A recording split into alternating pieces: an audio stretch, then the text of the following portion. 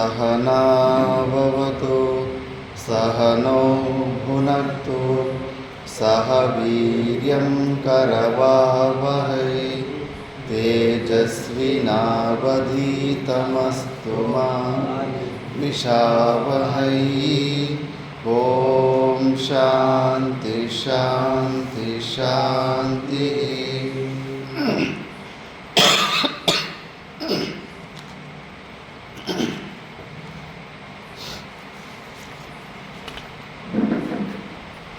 మనము అష్టావక్ర గీతలో విచారణం చేస్తుంటుంది.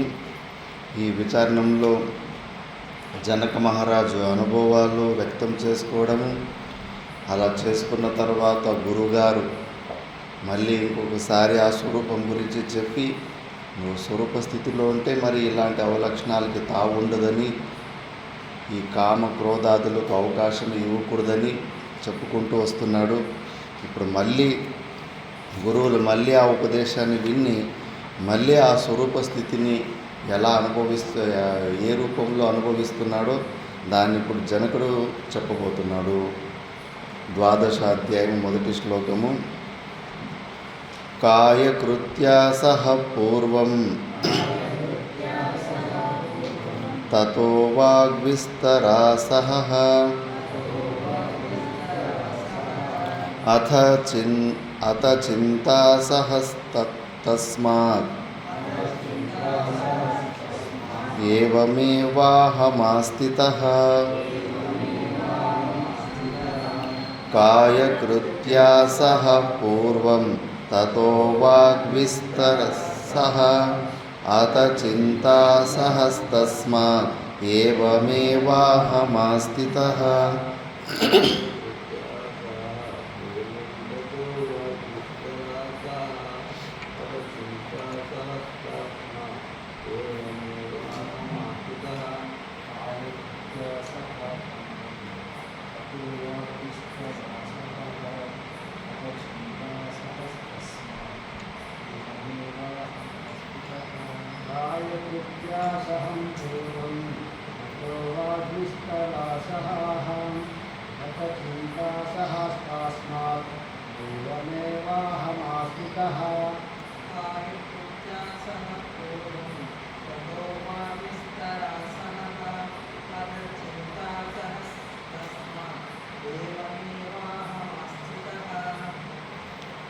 కాయకృత్యాత్ సహా పూర్వం తతో వాగ్విస్తరాసః అంటే ఇప్పుడు ఆయన ఎలాంటి స్థితిలో ఉన్నాడంటే, జనక మహారాజు ఈ శరీరములో ఏ క్రియలు చేయడానికి అస్సలు ఇష్టపడడం లేదు. ఏదన్నా బలవంతంగా చేయాల్సి పడుతుంటే దాన్ని సహించలేకపోతున్నాడు. కాయికమైన క్రియలు, మళ్ళా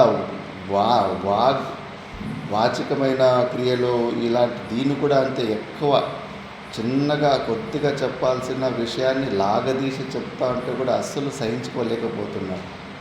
స్వీట్ అండ్ షార్ట్ సింపుల్గా ముగించాలనుకుంటున్నాడు. అందుకే బాగా వివేకము ఎక్కువ ఉన్న వ్యక్తులు కన్వర్జేషన్ కూడా ఎక్కువ ఉండదండి. నువ్వు 10 నిమిషాలు మాట్లాడినా వాళ్ళు ఒక 2-3 శబ్దాలు ఉత్తరం ఇచ్చింటారు. లాగదీసి ఇంత పొడవుగా ఎక్స్ప్లెయిన్ చేసే అంత ఓపిక కూడా ఉండదు వాళ్ళకి. శబ్దాలను కూడా చాలా తక్కువ వాడుతుంటారు. మళ్ళీ చింతా తస్మాత్ ఏవమేవాహమాస్థితః. అలాగే మళ్ళీ ఆలోచనలు కూడా అంతే.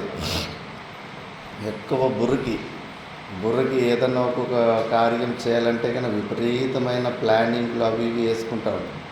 కానీ అలాంటి మహానుభావుడికి అసలు బుర్రకు అంత పని చేయడం కూడా అసలు ఇంట్రెస్ట్ ఉండదు. చోటా మహారాజ్ అని నేను ఋషికేశ్ కైలాసం చెబుతుంటే కదా, ఇప్పుడు శ్రవణమన నిధిధ్యాసనాలకు శాస్త్రం మీద ఎంత శ్రద్ధ ఉంటుంది, మహత్వ బుద్ధి ఉంటుంది. ఆయన పుస్తకం ఎవరైనా నేల మీద పెడితే కూడా అసలు తట్టుకునేవాడు కాదు. నీకు మోక్షాన్ని ఇచ్చే పుస్తకాన్ని కాలు తొక్కి పోరాడే నేల మీద పుస్తకం పెడుతున్నామని గట్టిగా అర్చేసేవాడు. అంత శ్రద్ధ ఉండేది పుస్తకం మీదనే. ఇంకా పుస్తకంలో ఉన్న ఆ శాస్త్రము, భాష్యకారుల భాష్యం అంటే ఇంకా అంత ఆసక్తి. అంటే శాస్త్రం మీద అంత శ్రద్ధతోటి మనం ప్రారంభిస్తాం.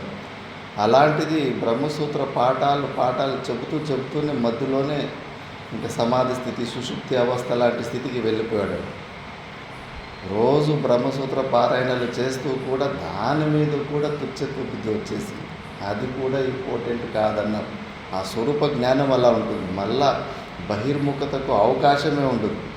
శాస్త్రము కూడా అవిద్య మూలమే కాబట్టి వీటి మీద కూడా ఆ శాస్త్ర వాసన కూడా తొలగిపోయి ఉంటుంది వారు. తర్వాత అనవసరం ఏ క్రియలైనా కూడా కాయికమైన క్రియలు కానీ, వాచికమైన క్రియలు కానీ, మానసికమైన అన్ని క్రియలు నేషనల్ వేస్ట్ అనిపిస్తూ ఉంటుంది. అందుకే కాబట్టి వాళ్ళు అంత యాక్టివ్గా ఈ ప్రాపంచిక విషయాలు యాక్టివ్గా ఉండలేకపోతుంటారు. అలాంటి స్థితిని నేను పొందినానని జనకుడు చెప్పుకుంటున్నాడు.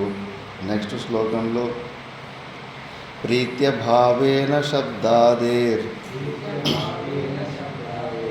అదృశ్యత్వేన చాత్మనః విక్షేపైకాగ్రహృదయ ఏవమేవాహమాస్థితః ప్రీత్యభావేన శబ్దాదేర్ అదృశ్యత్వేన చాత్మనః విక్షేపైకాగ్రహృదయ ఏవమేవాహమాస్థితః.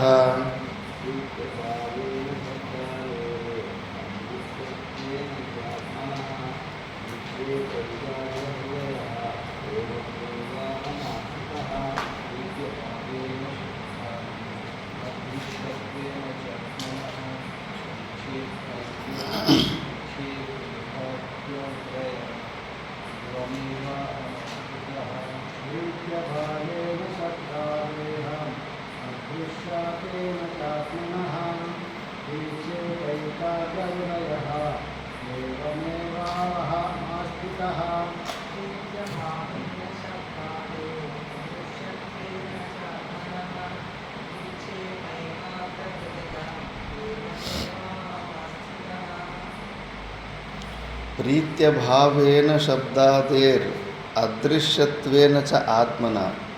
శబ్ద అంటే ఈ శాస్త్రం మీద కూడా ప్రీతి అటాచ్మెంట్ పోయింది ఆ స్థితికి పోతే కానీ.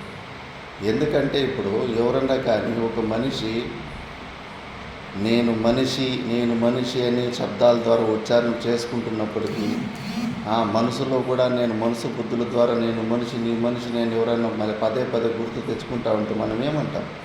చూడు నువ్వు మనిషి అన్న విషయాన్ని తెలుసుకోవడానికి మళ్ళీ దానికి ఏమైనా ప్రయాసాలు చేయాలి. నువ్వు మనిషి అన్న విషయం నిశ్చయం అయిపోయింది కదా. నిశ్చయమైన తర్వాత దానివల్ల గుర్తు తెచ్చుకోవాల్సిన అవసరం ఉందా? మనం ఇప్పుడు మనసు బుద్ధుల ద్వారా ఏం చేస్తున్నాం? నేను సచ్చిదానంద స్వరూపుణ్ణి వాగీంద్రియాల ద్వారా దాని గురించి చెప్పుకుంటున్నాం కదా శబ్దాలు. మన స్వరూపం ఏది, మన స్వరూపం ఇట్లాంటిది అట్లాంటిది, ఇవన్నీ మనసుకు ఒక ఎక్సర్సైజ్లో తప్పితే కానీ వాస్తవిక స్వరూపంలో యాస్ట్కి వచ్చేస్తుంది. ఇవన్నీ యాస్ట్కు రావడానికే చేస్తున్నాం. అవును కదా, ఇన్నాళ్ళు నా స్వరూపాన్ని నేను మనసు బుద్ధుల ద్వారా నేను దాన్ని లక్ష్యం చేసుకోకుండా పోతే కానీ అసలు నా అస్తిత్వమే లేకుండా అయిపోతుందని భ్రాంతి ద్వారా అలా ప్రయత్నాలు చేశావు. అసలు నువ్వు మనసు బుద్ధుల ద్వారా దాన్ని లక్షితం చేయకపో, అది మాత్రం ఎప్పటికీ ఉంటుంది కదా. అదేమన్నా లేకుండా అయిపోతుందా, ఖాళీ అయిపోతుందా? నువ్వు మనసు బుద్ధుల ద్వారా బలవంతంగా దాన్ని లక్షితం చేయకుండా పోతుంది. అది నిత్యమైన వస్తువు అయినప్పుడు నువ్వు బలవంతంగా ప్రయత్నంగా మనసు బుద్ధిని తిప్పి అక్కడ పెట్టుకోవాల్సిన అవసరమేముంది? అసలు మనసు బుద్ధుల అవసరం ఏముంది మనకు? కాబట్టి ఈ ప్రయత్నాలు కూడా చేయడు. మనసు బుద్ధుల ద్వారా అసలు నేనున్నానా లేదా, నా స్వరూపం మీద సాక్షి చైతన్యము అని ఈ ప్రయత్నాలు కూడా వదిలిపోతాయి. అలాగే అందుకే అంతిమ వృత్తి మనసు బుద్ధుల ద్వారా బ్రహ్మాకార వృత్తి ద్వారా లక్షితం చేసే ప్రయత్నాలు చేసిన తర్వాత దాంట్లో కూడా యాస్ట్కి వచ్చేసి ఇది కూడా అవసరం లేదు. బలవంతంగా ప్రయత్నం చేసి నా మనసు బుద్ధుల ద్వారా నేను సచ్చిదానంద స్వరూపాన్ని తెలుసుకోవాల్సిన అవసరం లేదు. ఎందుకంటే అది సత్యం, అది ఎప్పుడూ ఉంది, దాని లేనితనమే లేదు. అసలు మనసు బుద్ధులు పనిచేస్తున్నాయంటే ఒక వీటి అస్తిత్వం కూడా ఆ చైతన్యం నుంచిన సాక్షి నుంచి తెలుస్తూ ఉంది. ఆ గుడ్డుపై కోడిని వెక్కిరించినట్లు ఈ బుద్ధి వృత్తులపై నువ్వు ఇప్పుడు సచ్చిదానంద స్వరూపుడని నిర్ణయాలు ఇస్తున్నావు. అవసరం లేదు. ఆ ప్రయాసం కూడా వదిలిపెట్టేస్తారు. హాయిగా వాళ్ళ స్వరూపంలోనే సాక్షులు హాయిగా ఉంటారు. కాబట్టి అందుకే వీటి మీద శబ్దాల మీద మోహం పోయింది. ఇంకంతే. చాలామంది బడే మహారాజ్ అని ఋషికేశ్ కైలాసాశ్రమంలో ఉంటాడు. ఆయన కూడా చాలా సంవత్సరాలు పాఠాలు చేపించారు. అంతిమ సమయం వస్తుంది, పాఠాలు కూడా చెప్పలేరు. ఉత్తరకాశీకి పోయి ఇంకా నేను ఇంకా పాఠాలు గీటాలు చెప్పలేను. అవిచార సమాధి నిధిధ్యాసనం కోసం అక్కడ సైలెంట్గా ఉండడానికి వెళ్తున్నానని చెప్పేసి ఇంకా చెప్పడం మానేస్తాను. కాబట్టి ప్రీతిభావేన శబ్దాదేహే అదృశ్యత్వేన చ ఆత్మన, మనసు బుద్ధుల ద్వారా సాక్షిభావము గుర్తుకు రాకపోతే భయపడుతుంది. ఇప్పుడు ఆ మనసు బుద్ధుల ద్వారా నా స్వరూపము వ్యక్తం కాకపోయినా నాకు చింత లేదు. ఎందుకు వ్యక్తం కావాలి? నా మనసు బుద్ధుల ద్వారా అసలు నేను సాక్షి స్వరూపాన్ని వ్యక్తం ఎందుకు కావాలి? సుషుప్తి అవస్థలో మనసు బుద్ధులు లేకపోయినా, నా వ్యక్తత్వం నాకు తెలియకపోయినా నేను ఉన్నానా లేదా? అక్కడేమైనా బలవంతంగా ప్రయత్నం చేసి సుషుప్తి అవస్థలో నేను ఉన్నానని తెలుసుకుంటున్నాను. ఏ ప్రయత్నం లేకపోయినా, మనసు బుద్ధులు లేకపోయినా కూడా మనం ఉండాము కదా. ఎందుకు అనవసరంగా ఎక్స్ట్రా స్ట్రెస్, ఎక్స్ట్రా ఎనర్జీ మనసు బుద్ధుల ద్వారా నేను సచ్చిదానంద స్వరూపుని అది మూర్ఖత్వం కాకపోతే ఎట్లా? లోకంలో నేను మనిషిని ఎవరైనా జపం చేసుకొని గుర్తు తెచ్చుకుంటా ఉంటే వ్యర్థమైన ప్రయాసమని ఎలా పక్కలో ఉన్నోడు చెప్తాడో, ఇది కూడా అంతే వ్యర్థమైన ప్రయాసమే. నువ్వు అదే ఉన్నప్పుడు మనసు బుద్ధుల ద్వారా ఎందుకు ప్రయత్నం చేయాలి? అనవసరంగా ఇరుక్కుపోయావు ట్రిక్కులో. ఈ మనసు ఒక ట్రిక్కులు ఇరుక్కుపోయావు. అందుకే ఈ మనసు బుద్ధుల ద్వారా నా స్వరూపం వ్యక్తం చేసే అలాంటి ఆత్మభావం కూడా ఆ వ్యక్తం కావాలనే కోరికను కూడా వదిలిపెట్టుకున్నాము. విక్షేపైకాగ్ర హృదయ ఏవం ఆస్థిత. కాబట్టి నాకు ఇప్పుడు ఏ విక్షేపాలు లేవు. ఇప్పుడు అందుకే నేను ఏకాగ్రంగా నేను నిత్యని, నేను ఉన్నాను, నేను సత్తు చిత్తు ఆనంద స్వరూపాన్ని. అనవసరంగా ఎక్స్ట్రా ప్రెషర్, ఎక్స్ట్రా టెన్షన్ను ఈ మనసు బుద్ధుల్ని ఎప్పుడు యాక్టివ్గా ఉంచుకొని లోపల లక్షితం చేసాల్సిన అవసరం కూడా నాకు లేదు. అప్పుడు అజ్ఞానంలో ఉన్నాను కాబట్టి అలా లక్షితం చేయకుండా పోతే భయం వేసేది. అయ్యో, నేను ఆత్మస్వరూపాన్ని తెలుసుకోలేకపోతున్నాను. అజ్ఞానమే అదంతా. ఆత్మానుభూతి పొందిన తర్వాత మళ్ళీ ఎక్స్ట్రా వేరే ప్రయత్నాలు ఉండవు. ధ్యానం చేయరు, జపం చేయరు, హాయిగా విష్ణుమూర్తి ఎట్లా కొనుక్కుంటారు రిలాక్స్గా ఆ ముద్రలోనే ఉంటారు. నిద్రపోతున్నా, ఏ పని చేస్తున్నా. ఎందుకంటే వాళ్ళకి నిశ్చయం దేహాత్మ జ్ఞానవత్ దేహాత్మ బాధకం యజ్ఞానం నేచ్చన్నపి సముచ్యతి అని. ఆత్మన్యేవ భవేత్ నేచ్చన్నపి ముచ్యతి. నేను మనుషుని అన్న ఎంత దృఢ నిశ్చయం ఉందో అంతే నిశ్చయం నేను సచ్చిదానంద స్వరూపాన్ని దృఢమైన నిశ్చయ జ్ఞానం వచ్చినప్పుడు నువ్వు వద్దనుకున్నా కూడా మోక్షం వచ్చేస్తుంది అని. ఆ నిశ్చయంలో దృఢత్వం లేదు. అందుకే మనసు బుద్ధులు పట్టుకొని ఏలాడుతున్నాం. మనసు బుద్ధుల ద్వారా దాన్నే పట్టుకుంటూ ఉండాలి, దాన్నే గ్రహిస్తూ ఉండాలి. ఎందుకంటే అజ్ఞానంలో ఉన్నాం కాబట్టి. పూర్ణ దృఢ నిశ్చయం అయిన తర్వాత ఆ ప్రయాసాలు కూడా, ఆ అటెంప్ట్లు కూడా వదిలిపెట్టేస్తాం. ఎందుకు అనవసరమైన ప్రయత్నం? అవన్నీ మైండ్ ఒక ట్రిక్ అంతే. అది నువ్వు అజ్ఞానివన్నీ కూడా అదే మోసం చేసింది. ఇప్పుడు అజ్ఞానాన్ని తొలగించుకొని ఇప్పుడు మోక్షాన్ని పొందావు అనేది కూడా అది కూడా మోసమే. అది రెండు భావాలు కూడా అబద్ధమే. అది కాబట్టి నేను బంధంలో ఉన్నామన్నది అబద్ధమే, నేను ముక్తునయ్యాననేది కూడా రెండు అబద్ధమే. కాబట్టి రెండిటికి అతీతంగా శాంతంగా తన స్వరూపంలోనే ఉంటాను. అలాంటి స్థితిలో నేను ఉన్నానని జనకుడు చెప్తున్నాడు. నెక్స్ట్ శ్లోకం. సమాధ్యాసాది విక్షిప్తౌ వ్యవహార సమాధయే ఏవం విలోక్య నియమం ఏవమేవాహమాస్థితః. సమాధ్యాసాది విక్షిప్తౌ వ్యవహార సమాధయే ఏవం విలోక్య నియమం ఏవమేవాహమాస్థితః.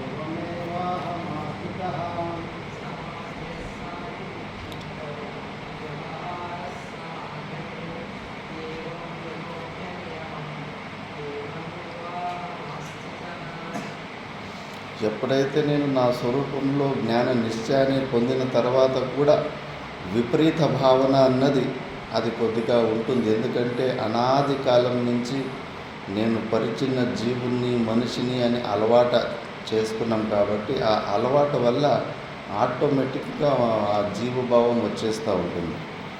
ఆ వస్తూ ఉన్నప్పుడు విక్షేపం ఆవరణము కొద్దిగా వచ్చి మన స్వరూపము మర్చిపోయే ఛాన్సెస్ ఉంటే కొద్దిగా మళ్ళీ విక్షేపము వచ్చిందంటే జీవభావం వల్ల వచ్చి కొన్ని కార్యాలు చేపిచ్చేస్తూ ఉంటాను మనస వాచ కర్మను.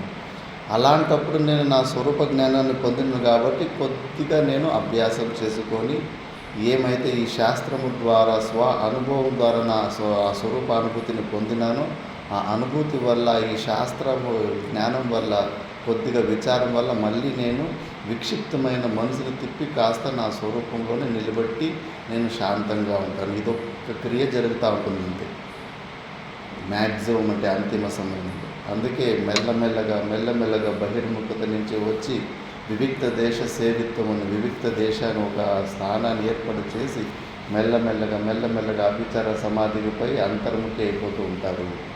మెల్లమెల్లగా వాళ్ళలోని క్రియలు కూడా తగ్గిపోతూ ఉంటాయి. ఎందుకంటే ఆ స్వరూప జ్ఞానం అలాంటిది. ఒక్కసారి దాని రుచి చూసినారంటే కనుక మళ్ళీ బయట ప్రపంచంలో అస్సలు ఏమాత్రం ఇంట్రెస్ట్ అనిపిస్తుంది. అంతా అనవసరమే, అంతా వ్యర్థమే అనిపిస్తూ ఉంటుంది. మాతా మాణికేశ్వరం చిన్న వయసులో ఉన్నప్పుడు ఇలాంటి స్థితిని పొందిన తర్వాత ఇంకా అప్పుడు ఎవరో పిచ్చిది అని చెప్పేసి రాళ్ళతోటి కొట్టి ఎవరు దగ్గరికి వచ్చేవాళ్ళు కాదు. మళ్ళా కొన్ని వీరు అవధూతలు వీళ్ళ దగ్గరికి వస్తే మాకు మంచిది జరుగుతుంది, వీళ్ళ ఆశీర్వాదాలు తీసుకుంటే ఎన్నో పనులు జరిగిపోతాయని తెలిసిన తర్వాత ఇంకా మాయ చుట్టేసింది.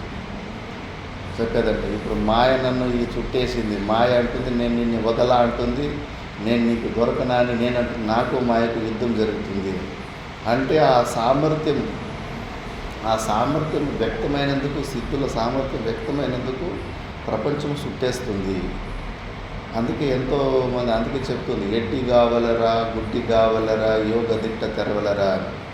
అవ్యక్తలింగం సన్యాస అని. అసలు నువ్వు ఎవరు, నీ స్వభావం ఏంటనేది ఎవరికి తెలియకూడదు. ఇలా ఉండాలి జీవితము. గుప్పెట్లో ఎంత రహస్యం ఉంటుందో అలా రహస్యంగా ఉండాలి. టాలెంట్లు బయటకు పోయి నువ్వు వేరే తోటికి ఏదో రూపంలో ఉపయోగపడుతున్నావు, నీ నుంచి ఉపయోగం ఉందంటే నిన్ను వదిలిపెట్టు, నీ వెంబడ పెడతారు. మళ్ళీ ఆ వ్యవహారంలో ఇన్వాల్వ్ అయిపోతే కన్నా మళ్ళీ కింద జారే అవకాశాలు ఉంటాయి, మాయలో జారే అవకాశాలు ఉంటాయి. అందుకే ఎంతోమంది యోగులు వాళ్ళు ఎవరన్న విషయాన్ని బయట వ్యక్తం కానివ్వరు. ఎడ్డివోళ్ళలాగా గుడ్డోళ్ళలాగా గలీజుగా ఉన్నట్టుగా చాలా యోని దగ్గరికి రాని కూడా అలాంటి వ్యవహారంలో ఉంటారు అవధూతలు. ఒకసారి ఇలాగే భక్తులు మాతా మాణికేశ్వరం దగ్గర అన్నారంట, అమ్మా ఇప్పుడు కామారెడ్డిలో శబరిమాత ఆయన కూడా ఆ తల్లి కూడా 7 సంవత్సరాలు కదులకుండా సమాధి అభ్యాసం చేసింది. తొడలంతా చెతుకు తిని ఎముకలు కనిపించేదంట.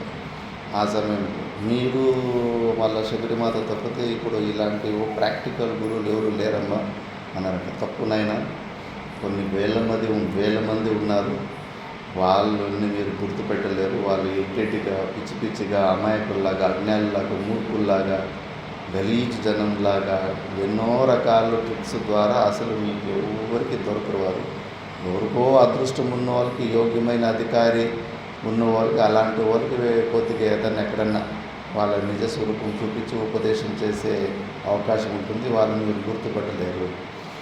ఇవన్నీ వ్యక్తమైనందుకే కదా ఈరోజు ఇవన్నీ మాయ చుట్టేసింది. మాయ చుట్టేసి శిష్యులైతే కానీ ఇంకా ఊరికే ఉంటారు. రోజు గొడవలు చేసుకుంటారు. రోజుకు 7-8 పంచాయతీలు. వాడు కొట్టే, వీడు గిచ్చే అని చెప్పి ఎవడికి ఎటువైపు న్యాయం చేసినా కూడా ఇంకోని కోపం వస్తుంది. ఎవడికోడికి కంటు కావాల్సిందే ఆ పదవిలో ఉన్నప్పుడు. అక్కడ అందుకే జరిగి ఒకసారి తలకి గోడకు ఒరిగిందంట. ఎక్కడొచ్చి ఈ మాయలో ఎక్కడొచ్చి ఇరికిపోతుంది. నీ పంచాయతీలు ఏమి తెగతానే లేవు. రోజుకి 8-10 పెద్ద ఆశ్రమం కాబట్టి ఇంకా అన్నదమ్ములు కూడా గొడవలు చేసుకొని వచ్చేసి అక్కడ పంచాయతీకి పెడతారు. చూడమ్మా వీడు ఇట్లా చేసిండు అట్లా చేసిండు, ఇదే సరిపోతుంది. అదే వాళ్ళు కూడా యోగుల్లాగా అలాగే అవ్యక్త రూపంలో ఉంటే కానీ ఎవరు దగ్గర కూడా వచ్చేవారు కాదు. తిరువన్నమల్లె కోపమ్మ అని ఒక ఆమె ఉండేదండి. అందరూ అనుకోని పిచ్చిది అనుకోని, అజ్ఞాని అనుకోని, ఎవరు అనుకోని, కొంతమంది మాకు పరిచయమైన మహాత్ములు కూడా కలిసి వచ్చారు. వాళ్ళకి మంచి ఉపదేశమే చేసింది, జ్ఞానోపదేశమే చేసింది. మిగతా వాళ్ళు పిచ్చిది అనుకున్నారు, జొల్లు కార్చుకుంటూ ఉంటుంది, మట్టి ఇవి ఉంటాయి, టోపీ వేసుకొని తిరుగుతూ ఉంటుంది. ఇంకా శ్రద్ధ లేని వాళ్ళు దూరం జరిగిపోయారు వీళ్ళంతా.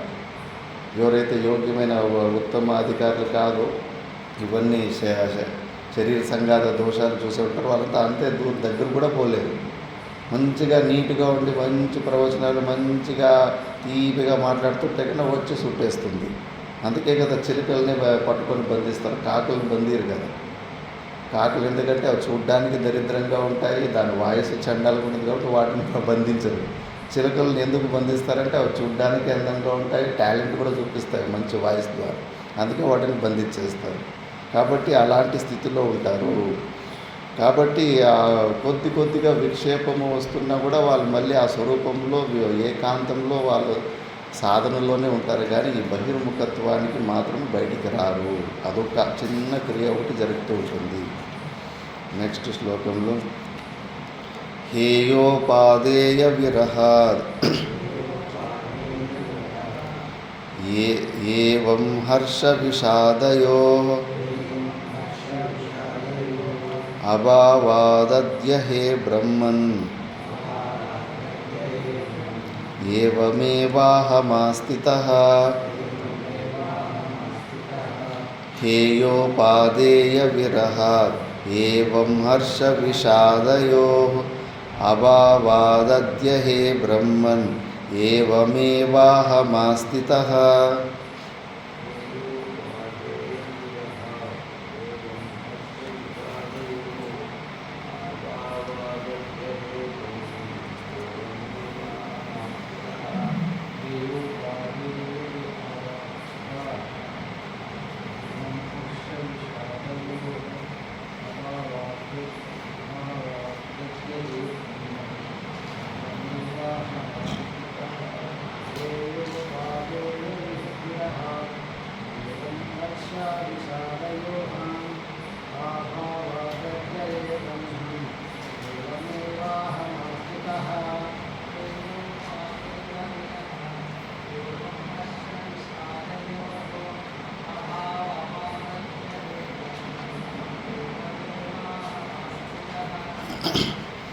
హేయోపాదేయ విరహాత్, ఆ స్వరూప జ్ఞానాన్ని పొందిన తర్వాత ఎట్లుంటుందంటే, ఆ బ్రహ్మంగారి మఠంలో కింద అండర్గ్రౌండ్లో ఒక అద్దాల మేడ చేశారు. ఆ అద్దాల మేడలో పోతే కానీ మన ఒక్కరు ఉంటేనే ఆ అద్దాల ప్రభావం వల్ల మనమే 1000 మంది 10,000 మంది ఇలా కనిపిస్తూ ఉంటాం. ఆ లోపల కనిపిస్తున్న మంది ఎంతమంది కనిపించినా మనమే కదా. ఆ లోపల అద్దంలో కనిపిస్తున్న ఆ ప్రతిబింబంతో మనం మాట్లాడతామో వ్యవహారం చేస్తాము. ఏమీ అక్కడ వ్యవహారం చేయలేనిది, ఉన్నది మనం ఒక్కడే అన్ని రకాలుగా కనిపిస్తుంటారు. సకల ప్రపంచంలో ఉన్న ప్రతి ఒక్క జడ పదార్థం, చైతన్య పదార్థం, ఏ వ్యక్తి అయినా కూడా తన స్వరూపం అని తెలిసిన వ్యక్తి అతడు ఏమి గ్రహించేది ఏముంటుంది, వదిలిపెట్టేది ఏముంటుంది, అంతటా ఆయనే ఉన్నాడు. ఆయన తప్ప ఇంకోటి ప్రపంచంలో ఇంకోటి ఏమీ లేదు. కాబట్టి ఆ 2 క్రియలు చేయకుండా అతీతంగా సైలెంట్గా స్వరూపంలోనే ఉంటాడు. ఇంకా మనం ఏదో కొద్దిగా గ్రహించడము, వదులుకోవడం ఇవన్నీ చేస్తున్నామంటే ఇంకా అజ్ఞానంలోనే ఉండాము. ఆ స్థితికి చేరుకోలేదు. ఆ స్థితికి చేరుకున్న తర్వాత పట్టుకోవడం లేదు, వదిలిపెట్టడం లేదు. సంబంధం లేకుండా, ఈ శరీర సంఘాతానికి సంబంధం లేకుండా శాంతంగానే ఉంటాడు. ఏమి కర్తవ్య బుద్ధి కూడా ఉండదు. నేను అది పెండింగ్, అది చేయాల్సి ఉంటే అది చేయలేదు, ఇది చేయాలన్నది ఏ భావనలు ఉండవు. ఫుల్ ఫ్రీ అయిపోతాడు, ఫ్రీ మైండ్ అయిపోతాడు. హర్ష విషాదయోహో, హర్షము లేదు, విషాదము లేదు. ఏమన్నా తనకన్నా, తన స్వరూపానికన్నా ఏదన్నా మహత్వమైన వస్తువు ఏదైనా బయట ఉందంటే అలాంటిది వస్తువుని పొందినప్పుడు హర్షం వస్తుంటుంది. పూర్ణ ఆనందమే మన స్వరూపమైనప్పుడు దాంట్లో ఉన్న ఒక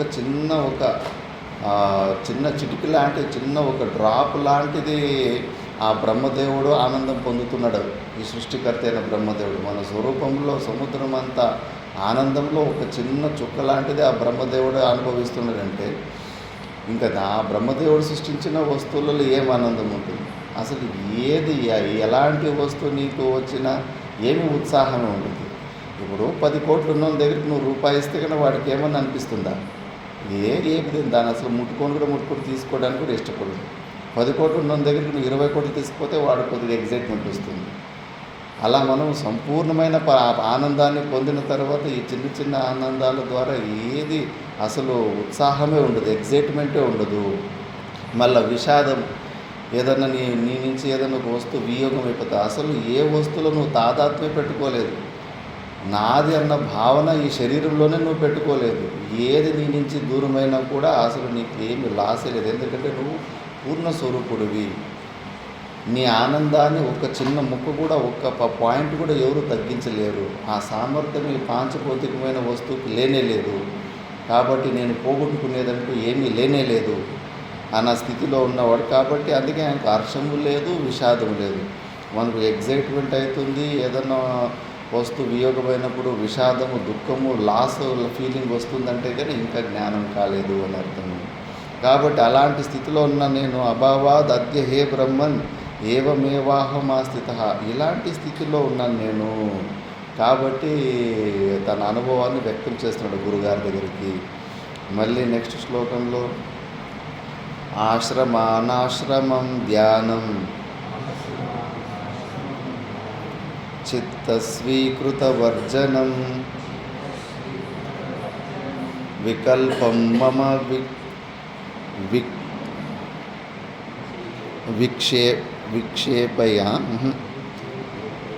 వీక్ష్యైః వికల్పం మమ వీక్షైతైః ఏవమేవాహమాస్థితః ఆశ్రమానాశ్రమం ధ్యానం చిత్తస్వీకృతవర్జనం వికల్పం మమ విక్షేప్యైః ఏవమేవాహమాస్థితః.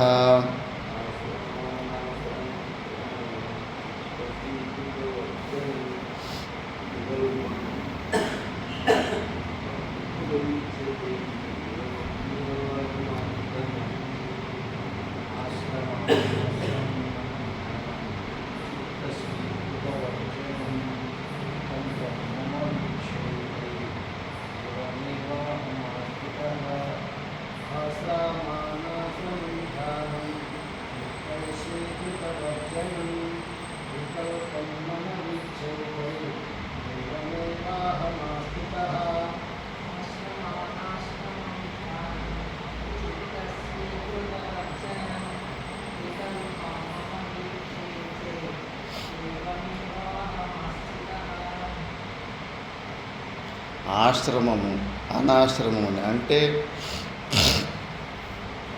2 ప్రకారాలు. వర్ణాశ్రమాల్లో కూడా 4 ప్రకారాలు ఉంటాయి. నేను బ్రాహ్మణుని, నేను క్షత్రియుని, వైశ్యుని, శూద్రుని, ఈ అభిమానము లేదు. మళ్ళా నేను బ్రహ్మచారిని, నేను గృహస్థుని, నేను వానప్రస్థుని, నేను సన్యాసిని, ఈ భావనలు కూడా లేవు.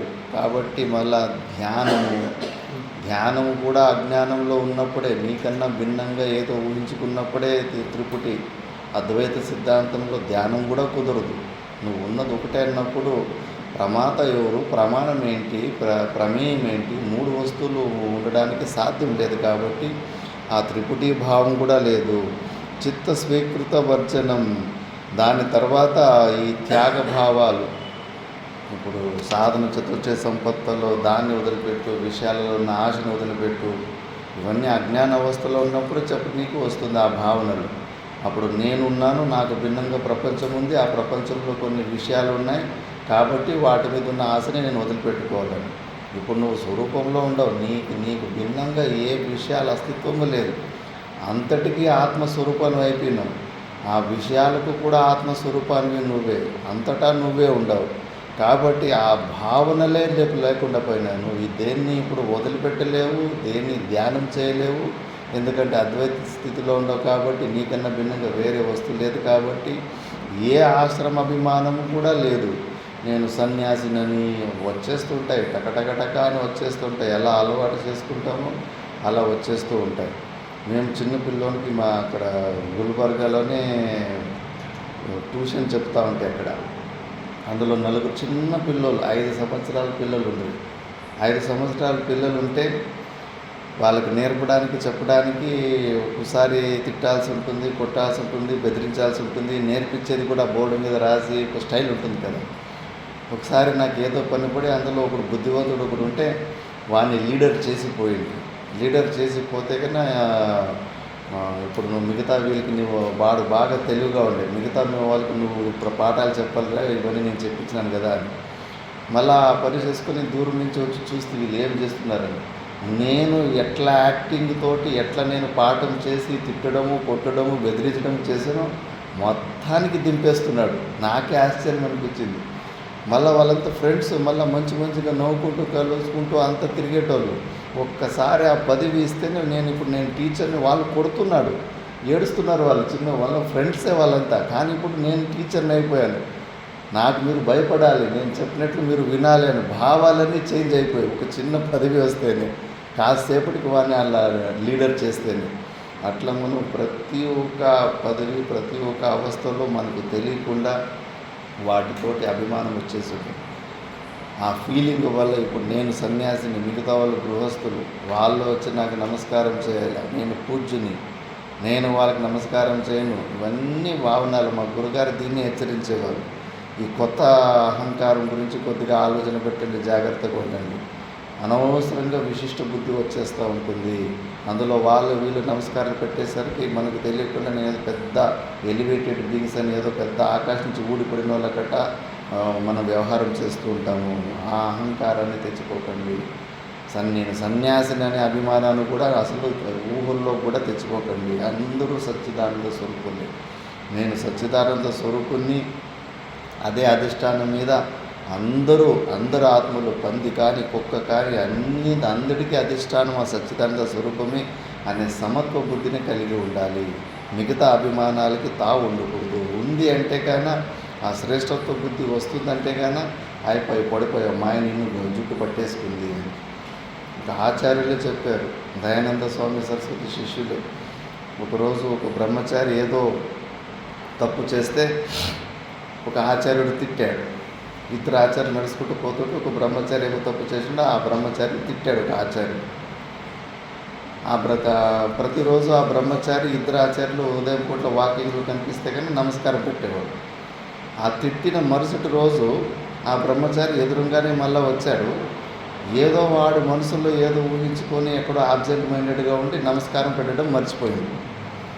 ఆ నమస్కారం పెట్టడం మర్చిపోతే ఈ ఒక ఆచార్యుడు 2-3 రోజులు దాని గురించినే డిస్కషన్ చేసాడండి. చూడు వాడికి ఎంత అహంకారం, ఏదో వాడు బాగుపడాలని ఒక మాట తిడితే నమస్కారం పెట్టడమే వదిలిపెట్టేశాడు. అంటే నమస్కారం పెట్టాలని అపేక్ష బుద్ధి ఇక్కడ ఉంది. వాడికి దురహంకారం వల్లనే వాడు నమస్కారం పెట్టలేదని ఈయన అన్నీ ఊహించుకునేశాడు. ఇంకో ఆచార్యుడు ఇది 3 రోజుల నుంచి ఈయన దీని గురించి బాధపడిపోతున్నాడు, ఇంక నిద్ర కూడా పోతాడో లేదో తెలియదు. ఆ బ్రహ్మచారిని పిలిపించి, ఏమరా నీ మంచి కోసమే ఆయన తిట్టాడు కదా, మరి ఆయనకు నువ్వెందుకు నమస్కారం పెట్టలేదంటే, నేను పెట్టాను కదా గురుగారు అన్నాడంట. లేదరా నువ్వు పెట్టలేదు, మర్చిపోయాడు. అయ్యో నాకు అసలు గుర్తుకే లేదు, నేను ఏదో విషయం ఆలోచన చేసుకున్నట్టు వెళ్ళిపోతే నేను నమస్కారం పెట్టాను అని. వాడిలో ఏమి భావం లేదు. ఈ ఆచార్యుడే లేనిపోనివన్నీ ఊహించుకొని ఇంక ఎక్స్ట్రా దుఃఖం. దరిద్రం మనకి అహంకారం ఉంది కదా, పెద్ద దరిద్రం. ఇప్పుడు పశువులు ఉంటాయి, 10 పశువులు ఉంటాయి, అన్నిటికీ గడ్డేసి ఒక పశువుకి నువ్వు పూలారం వేసి మిగతా పశువులకి పూలారం వేయకపోతే అసలు అది ఏమీ నొప్పి లేదు వాళ్ళకి. మనకున్న ఈ దరిద్రమైన అహంకారం వాటికి లేదు. ఈ మనుషులకి ఈ దరిద్రమైన అహంకారము ఊహలు, కల్పనలు వాళ్ళని నరకాన్ని చేస్తుంది.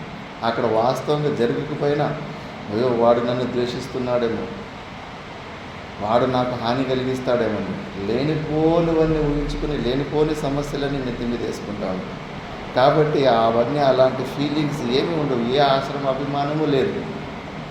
కాబట్టి ఆ స్వరూపాన్ని పొందిన తర్వాత ఇలాంటి వాటికంతా ఏమి ఎక్స్పెక్టేషనే ఉండదు. ఇంకోటి నాకు మర్యాద ఇవ్వాలి, ఇంకోటి నాకు నమస్కారం పెట్టి ఎక్స్పెక్టేషన్ రెండో పేరే దుఃఖం. ఎలాంటి చిన్న ఎక్స్పెక్టేషన్ పెట్టుకున్నా కూడా ముంచేస్తుంది మాయ. నేను వృద్ధుణ్ణి, చిన్న పిల్లోడు వాడు నాకు మర్యాద ఇవ్వను అంటే నువ్వు వృద్ధత్వ అభిమానంతో అభిభూతమైపోయావు. వాడిని వయసు ద్వారా పరిచ్ఛిన్నం చేసావు. భేదబుద్ధి వచ్చింది. ఇంకా సమస్యలు వస్తాయి, ఇబ్బందులు అవుతాయి, నొప్పి పుచ్చుకుంటుంది. వాడు నిన్ను లెక్క చేయడు. నీ జుట్టు వాడి చేతిలో ఉంది కదా. వాడు నీకు అనుకూలంగా వాడు నీకు మర్యాద ఇస్తే నీకు ఆనందం ఉంది, వాడు మర్యాద ఇవ్వకపోతే కానీ నీకు దుఃఖం ఉంది. నిన్ను ఏడిపించే సామర్థ్యం వాడికి నువ్వే ఇచ్చావు కదా. అందుకే ఏ అభిమానాలకి కూడా తావు లేకుండా నేను సచ్చిదానంద స్వరూపుణ్ణి అనే భావంలోనే ఉండాలి. ఆ స్వరూప అనుభూతిని పొందినవాడు అలాంటి భావంలో ఉంటాడు. ఎవరిది ఏమీ ఎక్స్పెక్టేషన్ ఉండదు. అలాంటి స్థితిలో నేనున్నాను గురుదేవా అని గురువుల దగ్గర చెప్తున్నాడు. కర్మానుష్ఠానమజ్ఞానాద్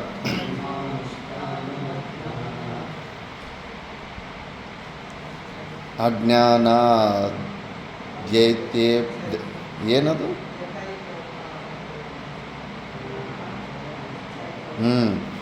ಕರ್ಮಾನುಷ್ಠಾನಮಜ್ಞಾನಾದ್ ಯಥೈವೋಪರಮಸ್ತತಾ ಕರ್ಮಾನುಷ್ಠಾನಮಜ್ಞಾನಾದ್ ಯಥೈವೋಪರಮಸ್ತತಾ ಬುದ್ಧ್ವಾ ಸಮ್ಯಗಿದಂ ತತ್ವಂ ಏವಮಾಹಮಾಸ್ಥಿತಃ.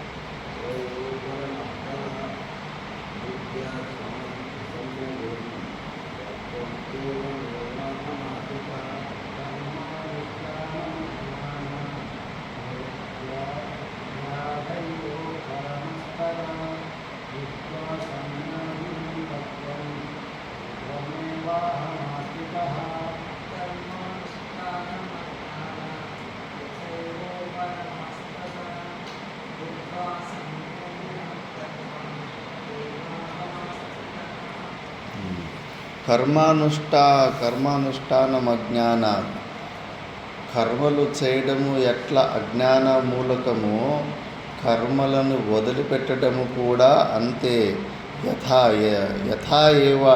యథైవోపరమస్తత,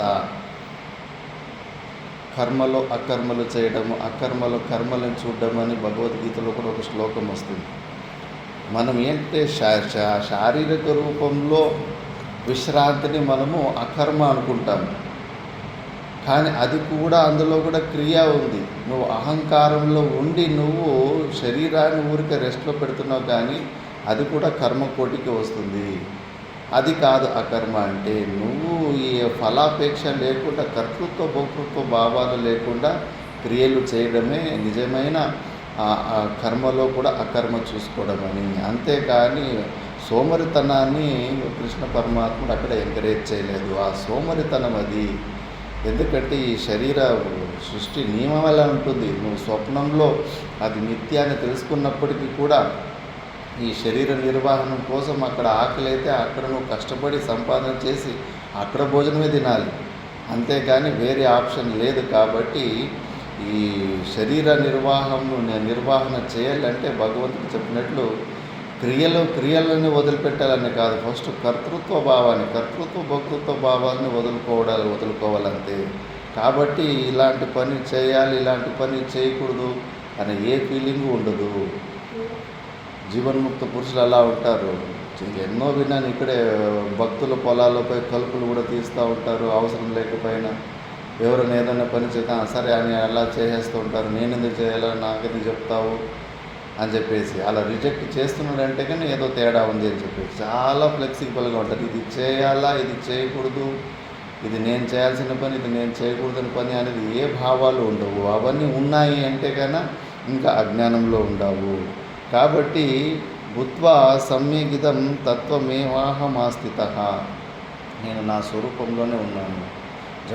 భరతుడు కూడా అంతే. తన పాడుకు తానున్నాడు, స్వరూపంలోనే మగ్నుడై ఉన్నాడు. ఎవడో దారిలో రాచిపోతూ ఉంటాడు, పల్లెకి మోసుకొని పోతుంటాడు. ఇంకా ఒకడు తక్కువ పట్టాడని చెప్పేసి వాడు దున్నపోతలాగా చెట్టు కింద ఉన్నాడని చెప్పేసి జడభరతనే రా అని చెప్పేసి వాడిని పల్లకి మోయి అంటారు. మనం మోస్తామా? వేరేటోడిని నెత్తి మీద మోయి ఉంటే మోస్తామా? ఎందుకంటే మనకు అహంకారాలు ఉన్నాయి.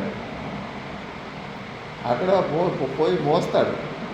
మోసిన తర్వాత మళ్ళీ అక్కడ కొద్దిగా జీవుల మీద అడుగు వేయకుండా అటు ఇటు తప్పించి చేస్తూ ఉంటే అప్పుడు రాజుకు తనకు సంఘర్షణ జరిగి అప్పుడు కొన్ని శబ్దాలు బయటకు వచ్చిన తర్వాత తెలుస్తుంది ఈయన మహానుభావుడు అని చెప్పేసి. అలాంటి తత్వంలో ఉంటారు వాళ్ళకి. ఏమి ఆ అహంకార సమస్యలు ఏమీ ఉండవు. కాబట్టి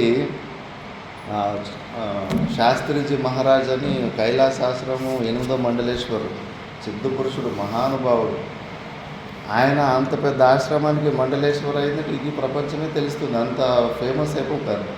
అలాంటి స్థితిలో ఉన్నప్పుడు కూడా అక్కడక్కడ బయటకు పోయినప్పుడు ఈ అన్నదాన క్షేత్రాల్లో బిచ్చగాళ్ళు వాళ్ళు వీళ్ళంతా లైన్కి నిలబడి భిక్ష తీసుకుంటారు కదా, ఆ లైన్లో పోయి నిలబెట్టేసి భిక్ష తీసుకొని ఆహారం తినేవాడండి. నేను మండలేశ్వరుణ్ణి, నేను అలా తీసుకొని తినగలను, నేను ఆ అభిమానాలు ఏమీ ఉండేవి కాదు.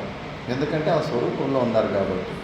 ఆ స్వరూపం లేకపోతే కన్నా పూజ్యత భావన ఉంటుంది. ప్రోటోకాల్స్ ఫాలో కావాలని ప్రోటోకాల్స్ ఫాలో చేస్తుంటారు, ఏ పదవికి ఆ పదవికి తగినట్టుగా. కానీ అవధూతలకు అవి ఏమీ ఉండవు, ఆ భావనలు ఏమీ ఉండవు. దాని తర్వాత అచింత్యం చింత్యమానోపి చింతారూపం భజత్యసౌ త్యక్త్వా తద్భావనం తస్మాత్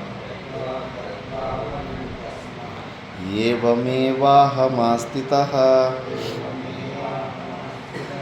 అచింత్యం చింత్యమానోపి చింతారూపం భజత్యసౌ త్యక్త్వా తద్భావనం తస్మాత్ ఏవమేవాహమాస్థితః.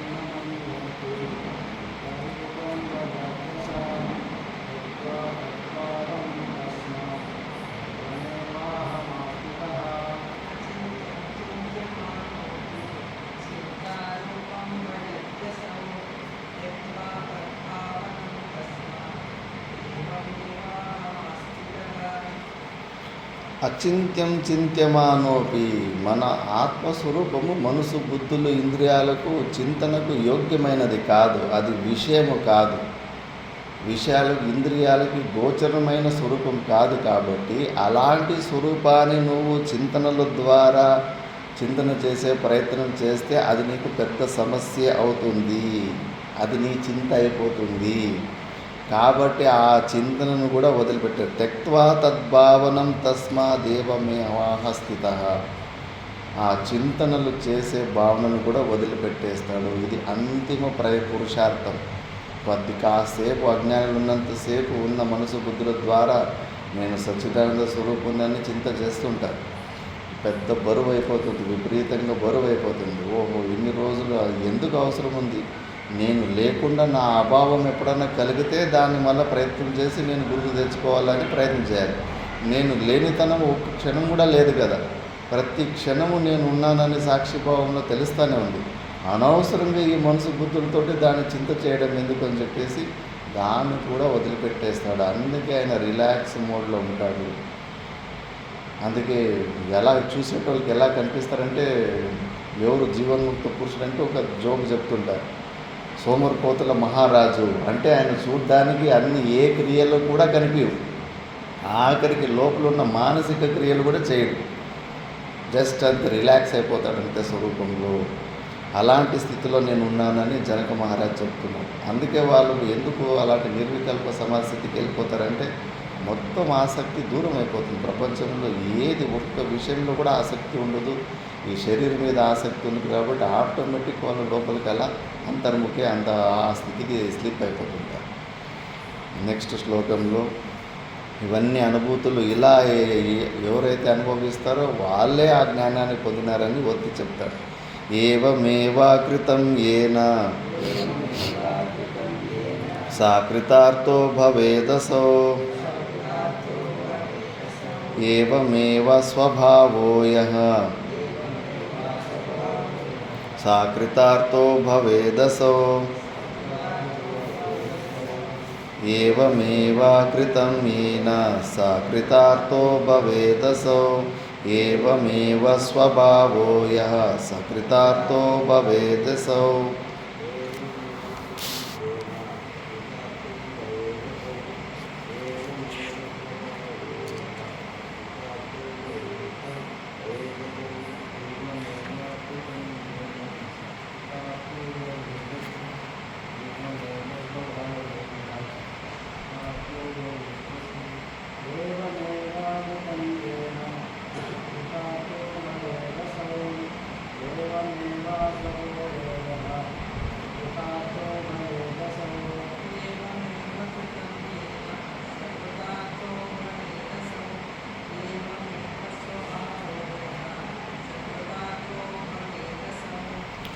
ఏవమేవా కృతం ఏన, ఇలా ఎవరైతే సాధన చేసుకొని స్వరూపంలో నిలబడి ఉంటారో, అలాంటి స్థితిని పొంది కృతార్థులైంటారో, ఏవమేవా స్వభావం యహ, ఇలాంటి వాళ్ళ స్వభావం అయిపోయిండాలి. ఇప్పుడు ఏమైతే ఈ అనుభూతి గురించి చెప్పారో ఆ అనుభూతి వాళ్ళ స్వభావం అయిపోయిండాలి. అలాంటి వాళ్ళే కృతార్థులు. కృత అంటే చేయాల్సిందంతా చేసిన వాళ్ళు సంతుష్టిగా తృప్తిగా ఉండగలుగుతారు. వాళ్ళే చాలా పరమానంద స్థితిని అనుభవిస్తూ ఉంటారు. అందుకే ఇంకా జనక మహారాజు తన అనుభూతులు చెప్తున్నాడు 13వ అధ్యాయంలో. అకించనభవం స్వాస్థ్యం కౌపీనత్వేపి దుర్లభం త్యాగాదానే విహాయాస్మాత్ అహమాసే యథా సుఖం. అకించన భవం స్వాస్థ్యం కౌపీనత్వేపి దుర్లభం త్యాగాదానే విహాయాస్మాత్ అహమాసే యథా సుఖం.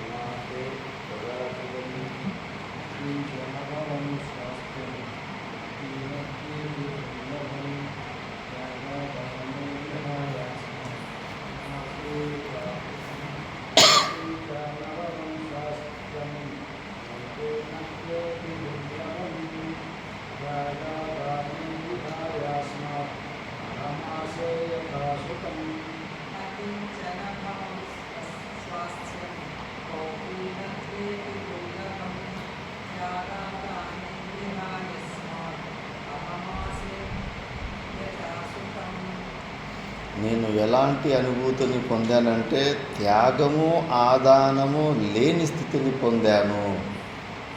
ఏది వదిలిపెట్టే తత్వము లేదు, ఏది గ్రహించే పొందే తత్వము లేదు. నేను ఏది వదిలిపెట్టాల్సిన అవసరం లేదు, పొందాల్సిన అవసరం లేదు. అలాంటి స్థితిని నేను పొందినాను. అది ఎంతటి దుర్లభం అంటే కోపీనత్వేపి దుర్లభం. అంటే నువ్వు కేవలం ఈ జ్ఞానాన్ని ఈ స్థితిని పొందకుండా బయట నువ్వు కోపీనం పొందడంటే వైరాగ్యానికి సూచకం కదా. అన్నీ వదిలిపెట్టేసి ఒక కోపీనం మాత్రమే కట్టుకుని ఉన్నాడు అని చెప్పేసి ఆ కోపీనత, అలాంటి త్యాగమైన వైరాగ్య అభ్యాసం చేసిన వాళ్ళకు కూడా ఈ స్థితి కలగదు. అలాంటి దుర్లభమైన స్థితిని నేను ఈ జ్ఞానము ద్వారా నా అహంకారాన్ని తొలగించుకొని ఈ శరీరాలతోటి ఉన్న సంబంధాన్ని తొలగించడం వల్ల పొందినాను.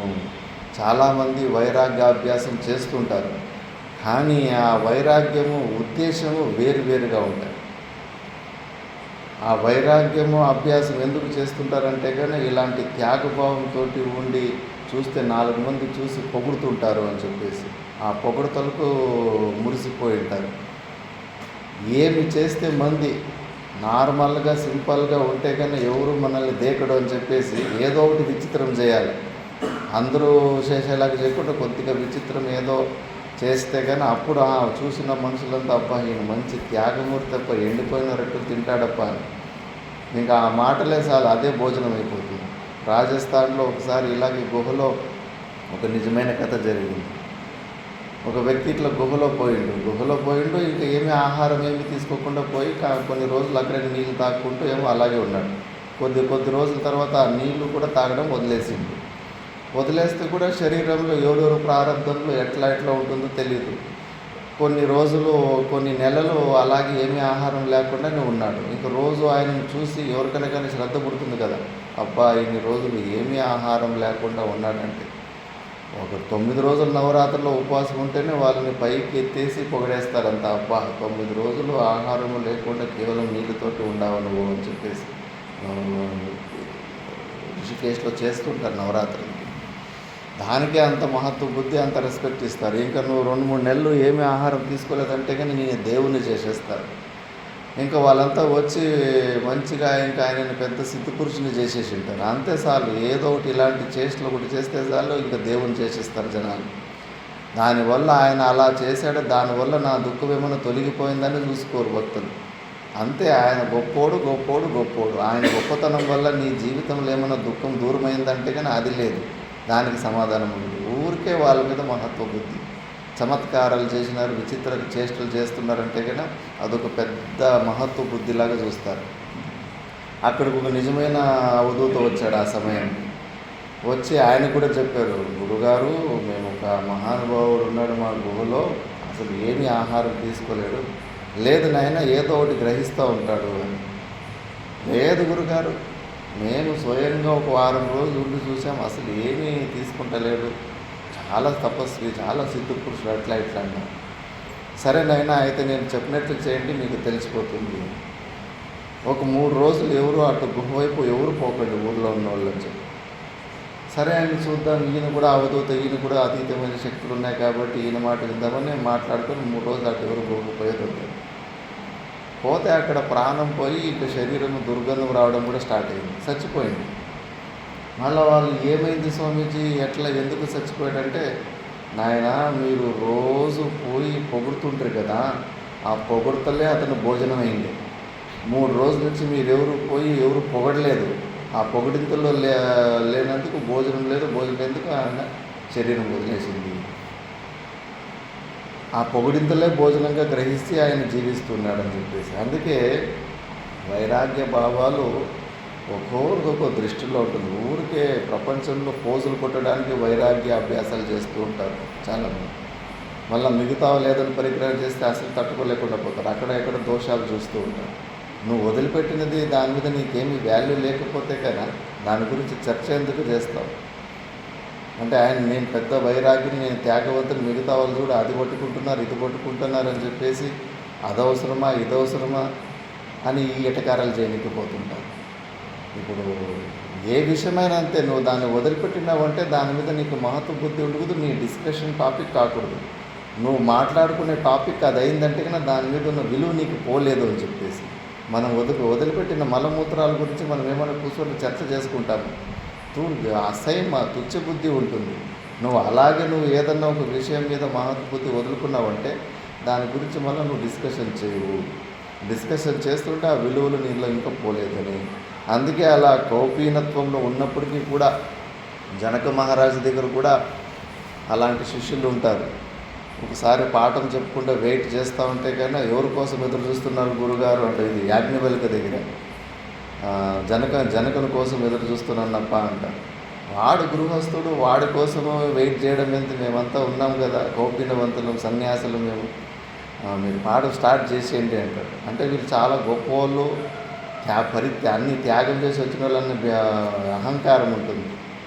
ఇంకా సరే వీళ్ళకు ప్రాక్టికల్గా చూపించాలి ఎవరు నిజమైన త్యాగులు అని చెప్పేసి అడవిలో పెద్ద మంటలు వచ్చేలాగా భ్రాంతిని సృష్టిస్తారు. వీళ్ళ దగ్గర ఏమీ లేదు, ఉన్నది ఇంకో కౌపీనం ఒకటి ఆరేసింది, ఒకటి వేసుకున్నారు ఇంకోటి ఆరేసింది. ఆ ఉన్న ఆ కౌపీనాన్ని కాపాడుకోవడానికి పాఠం బ్రహ్మ విద్య నడుస్తూ ఉంటే మధ్యలోనే లేచి ఆ కౌపీనాల్లో ఎత్తుకోవడానికి పరిగెత్తిపోతారు. ఇక్కడ జనక మహారాజు ఇటువైపు రాజ్యము ప్యాలెస్ అంతా కాలిపోతా ఉంటుంది, భార్య పిల్లలు సంపద అంతా ఉంది. ఈయన మాత్రం కదలకుండా పాఠాలు వింటుంటాడు. ఏమయ్యా నీ రాజ్యం కాలిపోతూ ఉంది, మరి నువ్వు పోయి వాడిని దాన్ని కాపాడుకోవంటే, మిథిలాయాం దగ్ధాయాం నమే దగ్ధ్యతి కించన, సంపూర్ణ మిథిలా రాజ్యం కాలిపోయినా నాది ఏమి పోయేది లేదు. అహమ్మమ భావాలు లేకుండా నిజమైన సన్యాసి ఆయనే. వీళ్ళు ఊరికి బయట వదిలిపెట్టేసి బిల్డప్లు ఇచ్చుకుంటున్నారు కానీ లోపల ఉన్న ఆ భావాన్ని త్యాగ భావన లేదు. ఉన్న ఆ కౌపీనం మీద కూడా మోహం పోలేదు వాళ్ళకి. అలా ఉంటుంది, మనకు తెలీదు. మనం ఏ వస్తువుని ఎక్కువ సాంగత్యం చేస్తామో వాటి మీద మనకు తెలియకుండా అభిమానం పెరిగేసి ఉంటుంది. మేము చదువుకున్న కైలాసాశ్రమంలో చోటా మహారాజ్ అని సిద్ధపురుషులు చెప్తున్నాను కదా, ఉదయం 2 గంటలకు నిద్ర లేచి గంగా నది స్నానానికి వెళ్ళిపోయేవాడు. వర్షాకాలము ఒక 2-3 మెట్ల మీదలో ఆ కౌపీనం పెట్టి స్నానం చేసి మునిగి బయటకు వచ్చేంత లేపులోనే నీళ్లు ఎక్కువ 3-4 మెట్లు పెరిగేసి కొట్టుకెళ్ళిపోతే కన్నా ఇంకా ఆ రోజంతా డల్గా ఉన్నాడు. వాళ్ళ గురుగారు బడే మహారాజు, ఏంటి వీడు ఎప్పుడు పూర్ణచంద్రుడిలాగా ఉండేవాడు, ఈరోజు డల్గా ఉన్నాడు, ఏమి నాయనా ఈరోజు ఏదో పోగొట్టుకున్న వాడిలా ఉండావు అంటే, లేదు గురుగారు, ఉదయం ఇట్లా స్నానం చేయనీకపోతే ఇట్లా కౌపీనం కొట్టుకుపోయింది. ఓసని కౌపీనం కోసం చింత చేస్తున్నావు అంటే, కౌపీనం కోసం చింత కాదు గురుగారు, ఆ కౌపీనం అలా కొట్టుకుపోయిన తర్వాత ఆ కౌపీనం కొట్టుకుపోయింది కదా అని నాకు 10-15 సార్లు మనసుకు గుర్తుకొస్తూ ఉంది. దీన్ని 2 నెలల నుంచి కౌపీనం సహవాసం చేశాను. 2 నెలలు సహవాసం చేసిన కౌపీనం మీదనే ఇంత మోహం ఉంటే, అనాది కాలం నుంచి ఈ శరీర భావంలోని ఈ శరీరం మీద నాకెంత మోహం ఉండొచ్చు అని నేను ఇట్లా చింత చేస్తున్నాను. మనకు తెలీదు, ఈ శరీర వియోగమైనప్పుడు, మృత్యు దగ్గరికి వచ్చినప్పుడు ఎంత ప్రయాసం జరుగుతుందో అప్పుడు నువ్వు ఎలా ఉండవో తెలుస్తుంది. ఇప్పుడు ఏమి లేదు, నాకేం శరీరం మీద మోహం లేదని అనిపిస్తావు. ఒక్క చిన్న రోగం వచ్చిందంటే వెళ్ళ అని మనసు ఎంత కొట్టుకుపోతూ ఉంటుంది అట్లా. కాబట్టి అవన్నీ కూడా ఇలాంటి స్థితిని ఏదైతే ఆ జనక మహారాజు పొందినడో, త్యాగాదానం, ఏది వదిలిపెట్టేది లేదు, ఏది గ్రహించాల్సిన స్థితి లేదు. ఎందుకంటే తనకన్నా భిన్నంగా ఏదైనా ఉంది అంటే ఇవన్నీ క్రియలు జరుగుతాయి. తనను తప్పితే ఇంకా వేరేది కనిపిస్తున్న ప్రతీతి వస్తువు అంతా కూడా మిథ్యా అని నిశ్చయం అయిపోయింది. అందులో పట్టుకునేది ఏముంది, వదిలేది ఏముంది అని చెప్పేసి అలాంటి కౌపీనవంతులకు కూడా దుర్లభమైన స్థితిని, నేను అలాంటి స్థితిని పొంది ఉన్నాను, అలాంటి స్థితిలోనే ఉన్నానని జనక మహారాజు చెప్తున్నాడు. నెక్స్ట్ శ్లోకం, కుత్రాపి ఖేదః కాయస్య జిహ్వా కుత్రాపి ఖిద్యతే మనః కుత్రాపి తత్యక్త్వా పురుషార్థే స్థితః సుఖం. కుత్రాపి ఖేదః కాయస్య జిహ్వా కుత్రాపి ఖిద్యతే మనః కుత్రాపి తత్యక్త్వా పురుషార్థే స్థితః సుఖం.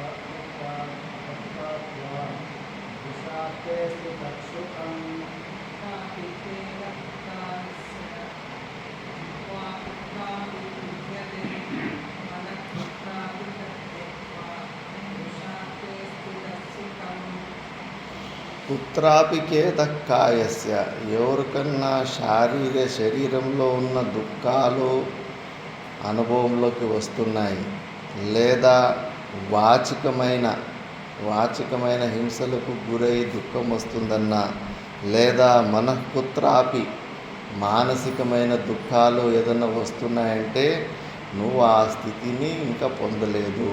అలాంటి 3 మనసా వాచ కర్మన కాయ, ఈ 3 ప్రకారాలు 3 మీన్స్ ద్వారా కూడా నాకు ఏ ప్రకారం దుఃఖము నన్ను టచ్ చేయలేని స్థితిలో నేనున్నాను. ఇవట్టిని త్యక్త్వా పురుషార్థే స్థితః సుఖం. పురుషుల ద్వారా ఏదైతే అర్థించాల్సిన ఆ సచ్చిదానంద స్వరూపం ఉందో ఆ స్వరూపంలో నేను నిలబడి ఉన్నాను. నాకు నా శరీరానికి కానీ, ఈ వాగీంద్రియాల ద్వారా ఆ శబ్దాల ద్వారా కానీ, మనసులో కానీ నాకు ఎక్కడా కూడా దుఃఖం కలగదు. కలుగుతుంది అంటే అజ్ఞానం ఉంది. జ్ఞానస్య ఫలం పరమాశాంతి. అందుకే ఇక్కడే విచారణ చేసుకోవాలా. ఇంకా నువ్వు సూపర్ సెన్సిటివ్గా ఉంటున్నావు, ఒక మాటను ఓర్చుకోలేకపోతున్నావు, విపరీతమైన కోపం వస్తుంది, నీ చుట్టూ జరుగుతున్న అవలక్షణాలు చూసి డిస్టర్బ్ అయిపోతున్నావు, ఉంది నీ జుట్టు ఇంకా అందరి చేతిలోనూ పెట్టినావు, ఎవడైనా గుంజి కొడతాడు నిన్ను ఇప్పుడు. లేదు, నీ జుట్టు నీ అహంకారం అని, ఈ శరీర సంఘ నాదనే భావాన్ని, ఈ ప్రపంచము సత్యమనే భావాన్ని తొలగించుకొని నీ జుట్టును నువ్వు కత్తిరించుకో. లేదంటే అది అందరి చేతికి దొరుకుతుంది. ఎవడైనా నిన్ను ఏడిపిస్తాడు, ఎవడైనా నేను ఇబ్బంది పెడతాడు. కాబట్టి అలాంటి స్థితిని పొందు. ఎవడు నీ శరీరానికి అయ్యే దుఃఖాలు కూడా నీకు దుఃఖం కలగకూడదు. పొందినారు మన భారతదేశంలో, ఇదేదో ఊహాకల్పన కాదు. సదాశివ బ్రహ్మేంద్ర స్వామీజీకి దిగంబర అవస్థలో నడుచుకోపోతుంటే చెయ్యి కత్తిరిస్తే కూడా అలాగే నడుచుకుంటూ పోయాడు. మాతామానికి రాళ్ళతోటి కొడుతూ ఎముకలు ఇరిగినాయి. అయినా కూడా వాళ్ళకి కాయానికి సంబంధించిన క్లేశానికి వాళ్ళు అదర్లే బెదర్లే ఏమి రియాక్షన్ కూడా ఇవ్వలేదు. ఎందుకంటే దీంతో తెంచుకున్నారు, ఆ జుట్టుని తెంచుకున్నారు. మాటలు ఓహోహో, ఏమి నా ఆశ్చర్యం అనిపిస్తుంది. ఇంత నచ్చ చెప్పిన తర్వాత కూడా మనసుకు ఎవరన్నా ఒక మాట మనకు వ్యతిరేకంగా అన్నారంటే తట్టుకోలేకపోతుంది, కుమిలిపోతుంది, బాధపడిపోతూ ఉంటుంది. మరి ఏమి జ్ఞానం ఫలం ఎక్కడ వచ్చింది? ఇంకా జుట్టు వాళ్ళ చేతిలో వీళ్ళ చేతిలో ఉంది. మహాపురుషులకి ఒకసారి మాతామాణికేశ్వరం లోపల గర్భగుడుల అనుష్ఠానంలో ఉంటే ఆ ఇనుప డోరు ఇంక 3 సంవత్సరాలు ఏమి కదులుకుంటూ ఉంటే అది రస్ట్ అది ఇది అయి ఫుల్ జామ్ అయిపోతుంది, వెల్డింగ్ చేసినట్టు అయిపోతుంది. ఇంకేదో నీళ్ళు కూడా అంతే. ఇంకా డోర్ తెరిచి బయటకు రావాల్సిన సమయంలో డోర్ తెరిచి బయటకు రాకుండా పోతే బయట అనుకుంటున్నారంట ఎవడో లోపల ఇంకో మగవాడు ఉన్నట్లున్నాడు, అందుకే డోర్ తీయడానికి వెనకాడుతూ ఉంది. ఎన్ని నిందలు ఎన్ని అనుభవించుంటారు.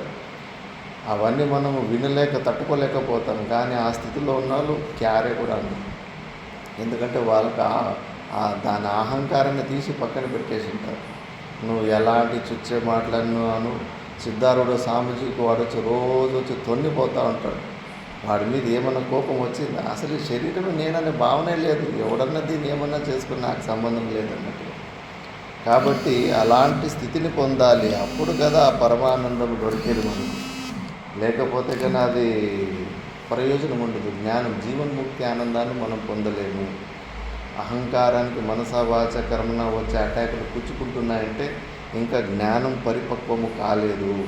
ఇంకా అహంకారంలో ఉన్నవి శరీరమే నేనని అనుకుంటున్నాము, అందుకే పుచ్చుకుంటా ఉంది. అలాంటి స్థితిలో నేను పొంది ఉన్నానని ఇక్కడ జనక మహారాజు చెప్తున్నాడు. మిగతాది మనము ఉదయం నెక్స్ట్ క్లాస్లో చూద్దాం. ఓం పూర్ణమదః పూర్ణమిదం పూర్ణాత్ పూర్ణముదచ్యతే పూర్ణస్య పూర్ణమాదాయ పూర్ణమేవావశిష్యతే. ఓం శాంతి శాంతి శాంతి.